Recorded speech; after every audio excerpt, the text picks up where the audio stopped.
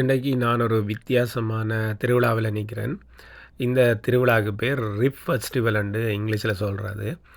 அது உண்மையாக என்னென்னு சொல்லி சொன்னால், பண்டி, மாடு போன்றவற்றின் பழுவற இறைச்சிகளை ருசியாக சமைச்சும் பெரிய பெரிய செஃப் மேர்ன்னு சொல்கிற சமையல்காரர்கள் போட்டி போட்டு செய்கிற ஒரு நிகழ்ச்சி. அதே நேரம் இசை நிகழ்ச்சி அப்படியானதும் இருக்குது.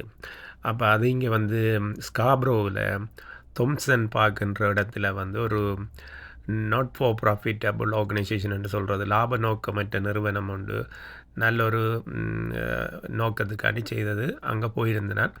இதில் பார்த்திங்கன்னா பாட்டுக்காரிகளை வேலை எல்லாம் நல்லா போய்கொண்டிருக்கு. இதுதான் அந்த இறைச்சியை இதில் பதப்படுத்தி, அதாவது தீயில் வேக வச்சு செய்யணும். இது பொதுவாக அவையில் நிறைய சோஸ், தக்காளி பழத்தில் செய்யப்பட்ட அந்த சோஸ் வச்சிருப்பினோம். இது வட அமெரிக்காவின் ஒரு உணவு திருவிழான்னு சொல்லலாம். மாமிச உணவு திருவிழா மாதிரி தான். ஆனால் பொதுவாக பழுவற இறைச்சிகள், அதாவது ரிப்ஸ் என்று சொல்லப்படுற அதை செய்யணும்.